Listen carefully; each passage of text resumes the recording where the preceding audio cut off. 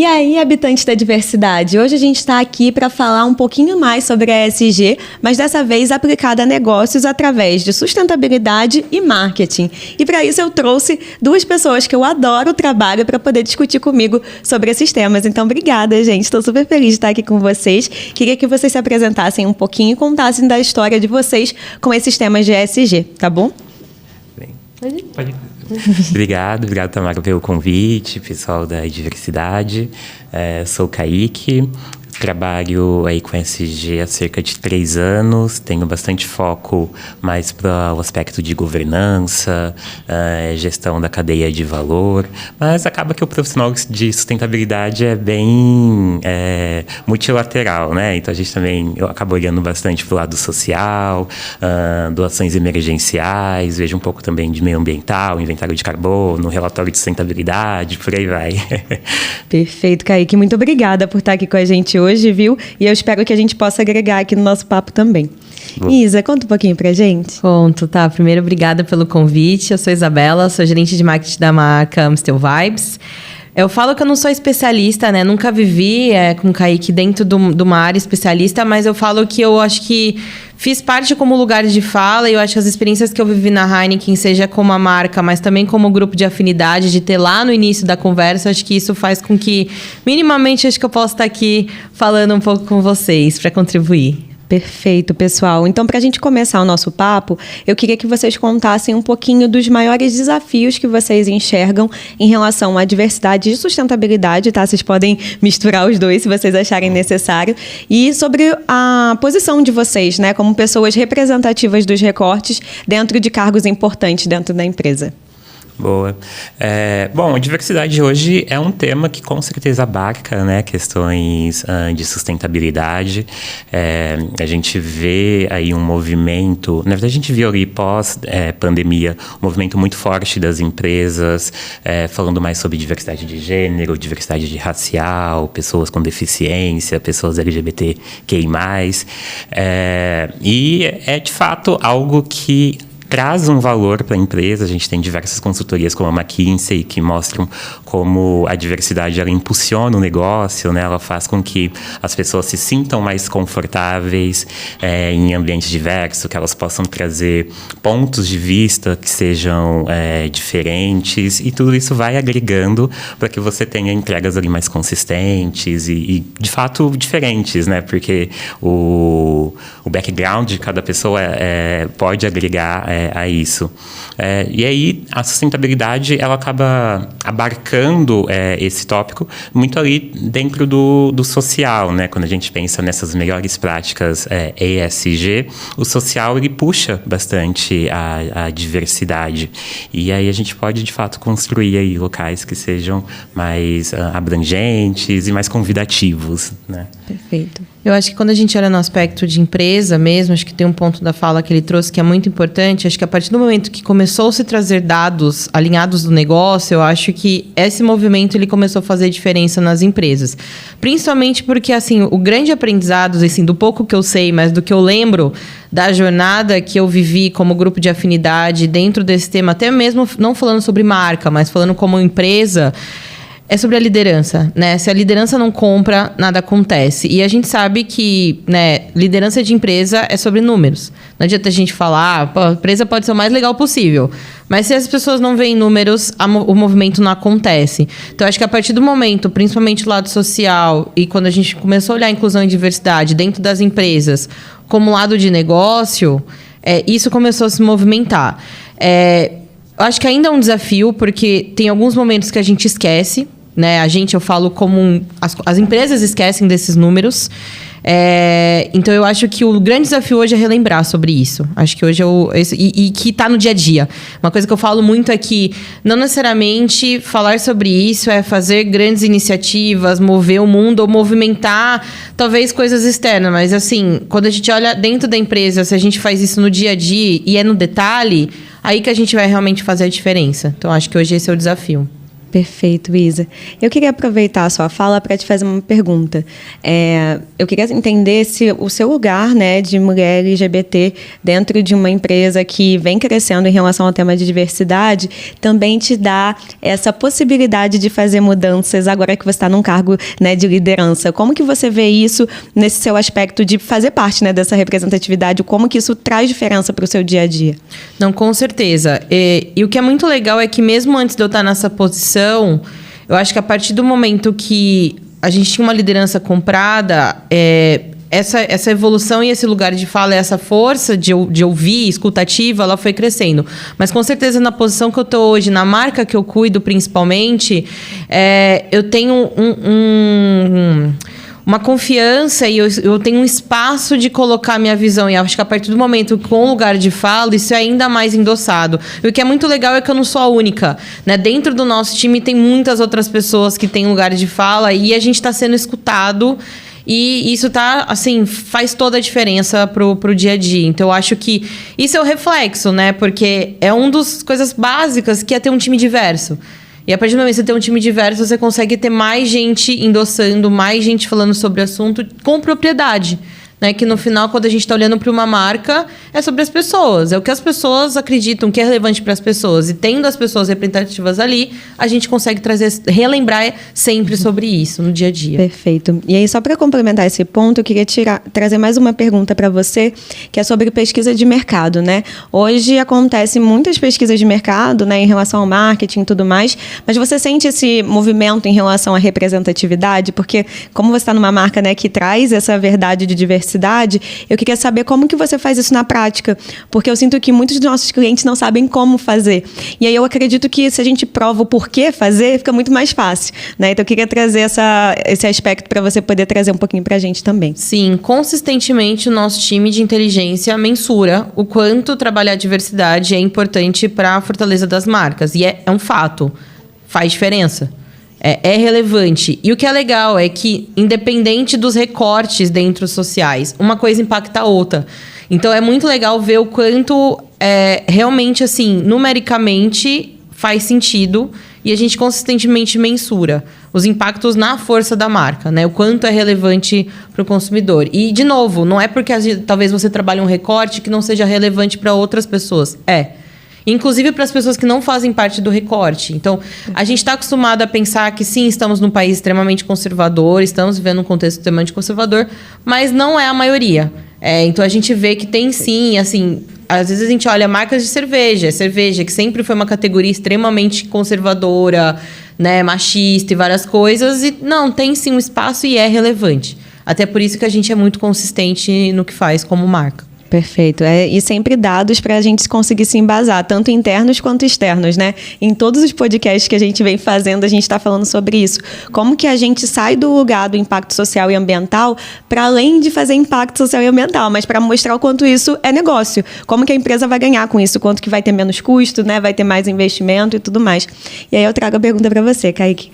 Qual tem sido o maior desafio hoje no seu dia a dia? Olhando para a cadeia de fornecedores e tudo mais, o que você sente que está sendo mais difícil? Né? Pensando até no momento global que a gente está passando, como que a ESG está sendo impactado dentro da empresa? O que você está sentindo? Perfeito. Eu sinto que hoje o maior desafio em questão de cadeia de valor a gente fala muito sobre fornecedores, né, a depender das empresas de revendedores ou de clientes, tá na parte do impacto e da comunicação, principalmente. Então, às vezes você tem uma empresa que ela é maior e ela consegue ali ter toda uma administração regulatória, ela consegue atender às normas legais, consegue, inclusive, trazer práticas, né, de mercado que dão mais valor para o negócio, só que aí a dificuldade está em estender isso para os fornecedores. Então, é muito interessante, né? Porque a questão da cadeia de fornecimento, ela te deixa muito exposta. A gente vai lembrar ali de diversos eventos como vinícolas, né, que estavam ali associadas a trabalho... Você até falou sobre isso hoje. Olha só. Que é um caso emblemático, né? A gente, enfim, vira bastante midiático também. Então, você leva... E às vezes o principal responsável não é a empresa maior, né? Está justamente ali na cadeia. Então, você trazer a sua cadeia também para esse discurso, não só para o discurso, mas principalmente para a prática, né? É difícil, acho que é o maior desafio que eu tenho hoje na minha posição, que é um pouco do pregar para não convertidos, né? Quando você está numa empresa maior, um pouco mais estruturada, às vezes fica mais fácil você engajar em um tema ou outro, a pessoa entende quais são os riscos a qual ela está exposta. Mas quando você sai desse lugar, já fica mais desafiador, de fato, comunicar e também trazer essas boas práticas.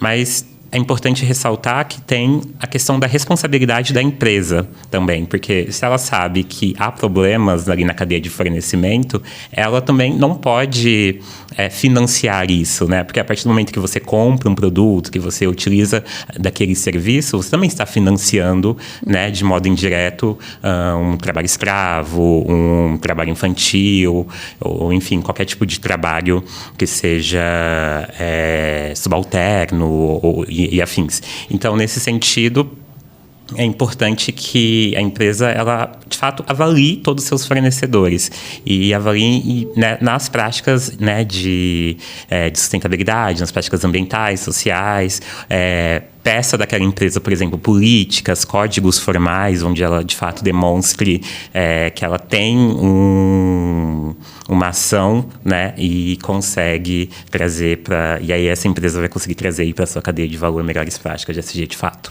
Perfeito, Ká. E assim, olha que interessante. Teve uma empresa que eu trabalhei quando eu ainda era técnica em química, que tinham vários padrões de ISO e tudo mais. E dentro desses padrões eu era auditora, né? E eu fazia auditoria de gestão de terceiros. Tinha várias frentes ali que eu olhava, mas porque isso tudo impacta diretamente no produto. Porque essa empresa tinha essas diretrizes para seguir, porque queriam que o produto fosse padronizado. Então, se a gente consegue criar um sistema onde a gente enxergue que cuidar dos terceiros, cuidar de diversidade, cuidar de sustentabilidade, está realmente impactando no seu produto, fica muito mais fácil da gente conseguir parametrizar e mostrar para as pessoas, né? Olha, isso aqui entrega isso aqui. Então, acho que isso é muito importante da gente construir, né? Como pessoas representativas dentro dos espaços.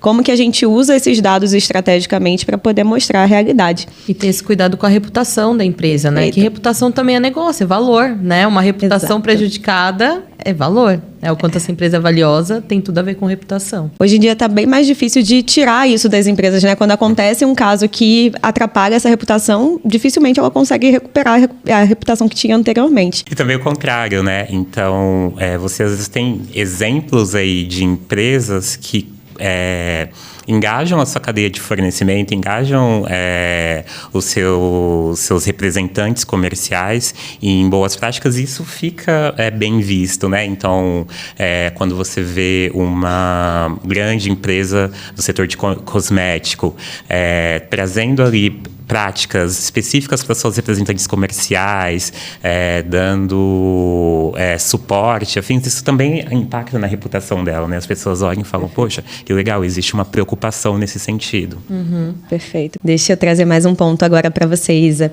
Eu queria te perguntar qual tem sido o maior desafio em relação à diversidade no marketing que você está vendo hoje e o que você está tendo de oportunidade para poder tentar modificar, né? Porque, de certa forma, a gente acaba trazendo isso para o nosso pessoal. Eu queria que você trouxesse esse desafio, mas também como que você pode criar, né? Não tendo que gastar muito e pensar em outras soluções.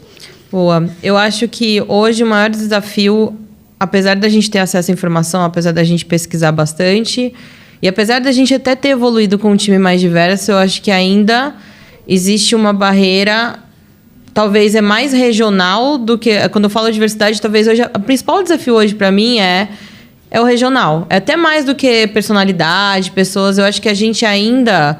É muito eixo Rio-São Paulo, assim. Eu não estou nem falando como Amstel Vibes, estou falando como um geral... Porque a gente sempre gosta de usar para os gringos, né? A gente é uma empresa europeia. A gente sempre usava um mapa que era muito engraçado, que a gente colocava países da Europa dentro dos estados do Brasil. Porque é fato, assim, a gente anda 100 quilômetros, a gente está em outro país, né? O Brasil é extremamente plural.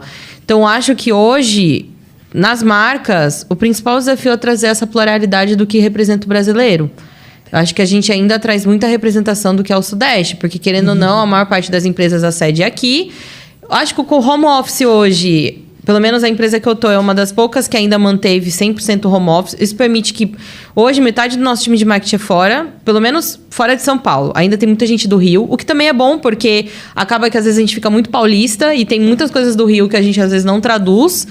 Mas tem muitas pessoas do Nordeste também. E aí, Nordeste, não só olhando o Nordeste como um todo, pessoas da Bahia, de Pernambuco. Então, traz essa pluralidade que a gente precisa. Eu acho que, então, hoje, o principal desafio para mim que eu vejo hoje é trazer essa representatividade do brasileiro, da realidade diferente das pessoas. Acho que essa é a grande oportunidade hoje para as marcas, quando eu olho dentro do meu histórico do que eu trabalhei.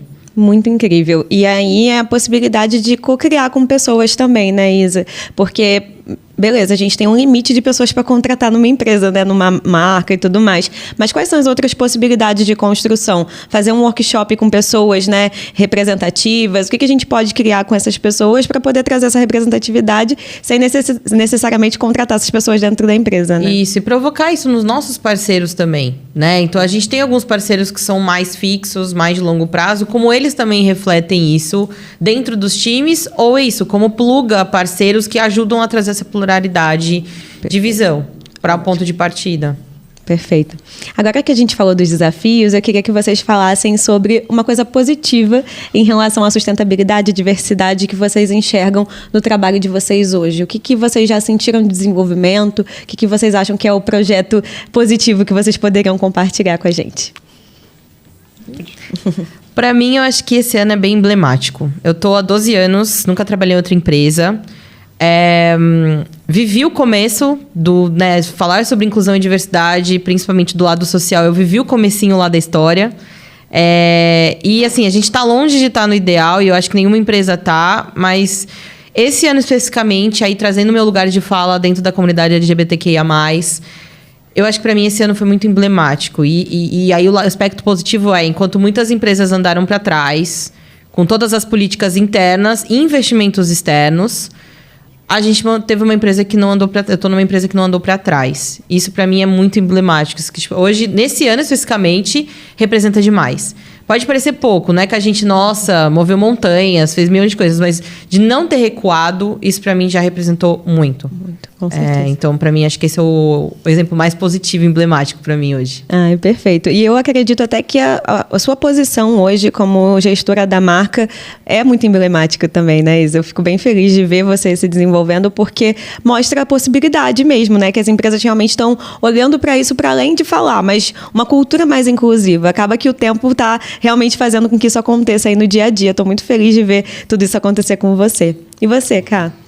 Eu acho que um ponto bastante positivo desse ano, muito conectado aí na fala da Isa, tá em conseguir observar quais são as empresas que, de fato, têm uma estratégia de diversidade e enxerga valor naquilo, e as que não têm, né? Acho que um pouco daquela história de separar o trigo do joio, assim. Então, a gente está gravando isso, né, aqui no mês de junho, um mês super emblemático para as pessoas LGBTQIA+. E nós vemos quais são as empresas hoje que continuam investindo na marca, né, que continuam, de fato, falando sobre o tema, trazendo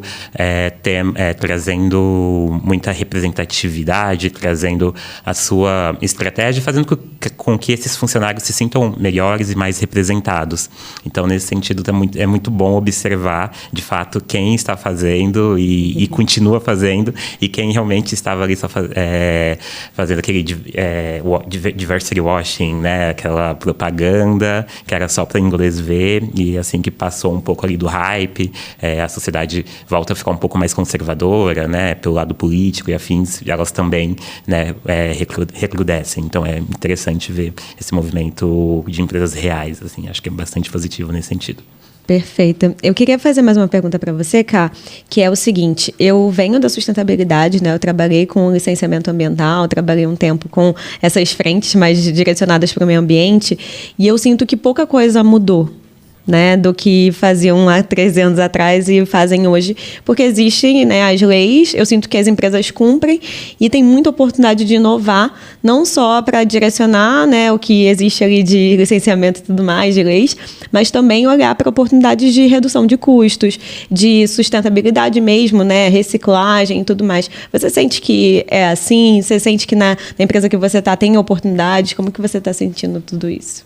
Interessante a pergunta, porque, de fato, a sustentabilidade, ela tem 2 pontos cruciais, que é a geração de valor e a preservação do valor, né? Então, você gera valor com sustentabilidade quando você, por exemplo, investe em energias renováveis, então você acaba descarbonizando ali parte, né, das suas operações. Isso faz com que você tenha acesso a um crédito mais barato, você vai ter uma percepção social também mais positiva em relação à sua empresa. Então, eu acho que esse é um ponto de mudança, tanto né, lá de trás para agora. A gente tem aí gerações que também olham mais para esse tema e acabam escolhendo marcas que estão mais ligadas à sustentabilidade, estão mais ligadas à diversidade, a cuidado com o planeta.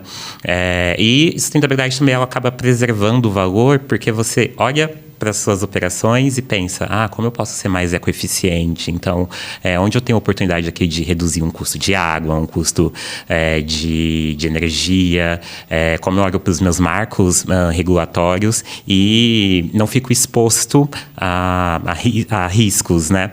Então, eu vejo que nesse sentido as empresas têm, de fato, aquelas que são mais comprometidas, né, com o tema, seja por uma pressão externa ou por pressão interna, elas têm mudado as suas práticas e têm aí, a partir disso, inovado, né? A gente fala muito sobre a inovabilidade, que é essa inovação ligada à sustentabilidade. Ai, que bom. Fico feliz porque a experiência que eu tenho é de não ter mudado muito essas estruturas. Então, fico feliz de ouvir que tem empresas que estão nesse caminho e que é real, né? Porque muitas das vezes é só realmente a parte da marca. E agora eu vou fazer mais uma pergunta para vocês ligada à inovação e estratégia de negócio, tá? Como que vocês veem a diversidade, a representatividade e a sustentabilidade como oportunidades de negócio hoje no mercado? Como que vocês acham que uma pessoa que está começando a trabalhar hoje ESG, ela poderia começar, né? Qual é o maior desafio que ela poderia resolver, né? Qual é o passo 1 para fazer isso acontecer? Bom, eu acho que hoje, para quem quer começar, essa pessoa ela já vai ter aí um pouco mais de histórico em relação a quem estava vendo o tema e depois da pandemia, né? A gente teve um boom de profissionais de ESG e sustentabilidade no mercado. De modo algum, isso é recente, né? A gente já vai ter, sei lá, inventários de carbono aí desde os anos 2000. Só que, de fato, pós-pandemia, acho que existiu toda uma reflexão social em relação a isso, e as pessoas quiserem estar mais ligadas ao seu propósito, mais ligadas ao associar o trabalho, né, de fato, ao seu propósito. E aí a gente chegou com muitos profissionais novos, assim, tateando, vendo o que dava para fazer, o que não dava para fazer, como que faz. E para quem está chegando agora em 2025 e quer se tornar um profissional de sustentabilidade, já vai ter um pouco mais de histórico. E aí isso é interessante, porque a sustentabilidade, assim como a diversidade, até conectando com o que a Isa trouxe, tem que estar muito ligada com a alta liderança, né? A alta liderança, ela tem que estar muito comprada, digamos assim, com o tema e realmente querendo inovar. E aí, nessa perspectiva, eu vejo que esses profissionais eles têm que vir já com essa ideia de, poxa, como que eu convenço, porque às vezes você tem que fazer esse trabalho de fato interno de convencimento, né? Então, como que eu convenço internamente de que da importância do assunto, quanto que ele traz ali de rentabilidade, como que eu ligo diversas áreas para algum projeto, porque no final a maioria das dos seus projetos, eles não vão se dar pela área de sustentabilidade, mas por meio dela, né? Então, você vai atuar mais como um gestor de projetos, mais como um PMO, como dizem, né? Fazendo com que aquilo, de fato, possa... ligando ali diversas áreas, ligando diversas pessoas, juntando experiências para que aquilo, de fato, possa acontecer. Então, eu vejo que é um momento muito legal, assim, para quem quer também iniciar uma carreira, ou para quem quer fazer migração de carreira, né? São desses casos de migração de carreira para sustentabilidade, principalmente por ter um pouco mais de histórico e ter mais noção de como atuar e quais as estratégias que a gente pode ver nesse sentido. Perfeito, Ká. Boa. Acho que complementando o que ele trouxe, acho que independente da empresa que, né, essa pessoa vai estar, acho que o que é muito comum é a linguagem. Então, essa linguagem voltada ao negócio, ela é muito importante para qualquer profissional que queira, né, tá dentro e se especializar ou se aprofundar no tema. E acho que quando você olha na ótica da empresa, talvez vai muito depender dessa fotografia da empresa. Talvez você não vai ser a pessoa que vai fazer as 3 frentes de uma vez. Talvez, dependendo da fotografia da empresa, qual que é a necessidade mais latente? Onde que talvez está mais linkado ao negócio? Onde talvez está mais deficitário da empresa, que precisa... né, onde o gap está maior, então como que acelera mais. E também onde a liderança talvez esteja mais comprada e por fim, cultura. A cultura da empresa, ela também determina muito de onde a empresa coloca energia, que impacta na linguagem do negócio, né? Quando você vai conversar com a liderança, seja via cultura, seja negócio. Acho que quando tem uma conexão com a cultura, ela também vai muito mais fácil. Então, acho que essa pessoa, se ela ter essa leitura de negócio e de cultura da empresa, com certeza vai conseguir fazer um trabalho bastante interessante e com as prioridades corretas para aquela empresa. Perfeito, pessoal. E agora eu queria entender com vocês, dentro da perspectiva de ESG, se vocês veem algum aspecto diferente entre ESG, né, que está sendo mais aplicado ali no negócio de vocês, e o porquê que vocês acham que isso acontece, né? Porque eu vejo que hoje você trabalha ali na cadeia de fornecedores, né, Ká, e tudo mais, e é muito mais ali para o lado meio ambiente, certo? E aí eu queria ouvir um pouquinho, né, do porquê que você acha que tem puxado mais para esse lado, e depois eu queria ouvir um pouquinho da marca, né? Por que você acredita que está indo mais para esse outro lado? Perfeito. De fato, hoje os temas ambientais, eles têm tido um maior peso dentro, né, se a gente for separar ali, né, dentro do social, da governança e do ambiental, ele tem tido de fato um maior peso, porque é onde também as empresas estão entendendo que é mais factível e mais simples de você gerar dados e implementar diferentes ações, né? Acaba que o momento político, ele acaba guiando boa parte das decisões que são tomadas, né? Seja ali pela alta liderança ou até mesmo decisões mais internas. E aí, o ambiental, de fato... traz com ele toda uma regulação, né, toda uma parte legal que você precisa atender e também acaba fazendo com que a percepção social em relação àquilo seja mais simples, digamos assim. Então, quando você investe, por exemplo, em operações mais ecoeficientes, você vê ali mudanças mais práticas, né, na sua... enfim, ali no seu balanço financeiro e afins. Então, o ambiental ele tem de fato tido maior peso.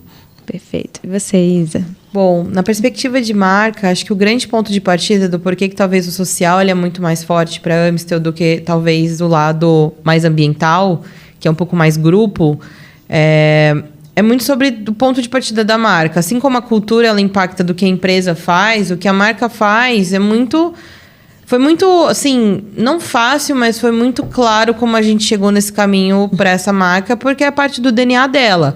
Ela é uma marca que nasceu numa cidade extremamente diversa, né, que é Amsterdã, que, assim, não existe regra, não existe barreiras, as pessoas, né, uma pluralidade gigantesca. Então, assim, chegar nesse lado social, ele foi muito mais simples e muito claro quando a gente entendeu que era a forma da gente realmente traduzir o que é... né, vir de lá, né, uma marca que veio de lá. Então, acho que esse ponto de partida do DNA da marca, posicionamento da marca, ele foi quase como uma linha bem objetiva de chegar nesse caminho do social, e por isso que esse foi um foco maior. Mas como grupo, o lado ambiental é muito forte, né? E muito encabeçado por marca Heineken, mas como um grupo a gente tem diversas iniciativas trabalhando no aspecto ambiental também. Perfeito. Eu acho essa construção muito legal porque você consegue tangibilizar tudo que é importante, né? E eu acredito que é uma construção também, né? De marca, entender o que é mais necessário em um momento e o que é mais necessário em outro. Então, eu queria muito agora que a gente pudesse falar, pessoal, sobre dicas para quem está ouvindo a gente e quer trabalhar na área que vocês estão hoje e não sabem por onde começar. Então, agora a gente sai das empresas e vai para a pessoa que está ouvindo a gente. Então, conta aí um pouquinho do que fazer para estar numa área de ESG, para estar numa área de marketing, para esse pessoal que está ouvindo a gente. Boa.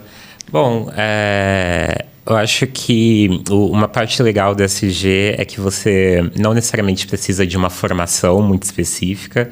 Então, eu já lidei com diversos profissionais que vieram do marketing, que vieram do jurídico, eu mesmo, por exemplo, sou economista, engenheiros, enfim, de fato, é muito diverso, né, as suas experiências acadêmicas. Acho que o ponto de partida tem que ser uma reflexão sobre carreira, né? Então, o que você deseja da sua carreira, o que você quer fazer, né, com ela, qual a marca que você quer imprimir no mundo. E a partir disso, tem um mundo que dá para explorar com ESG, né? Quando a gente fala de práticas, por exemplo, de governança, você está falando sobre ética, você está falando sobre integridade, está falando sobre uma cadeia responsável. Você tem muitos temas que se diferenciam dentro da atuação ali de um profissional de sustentabilidade. E aí, nessa perspectiva, é interessante também fazer algum curso para entender ali, né, um pouco mais do básico.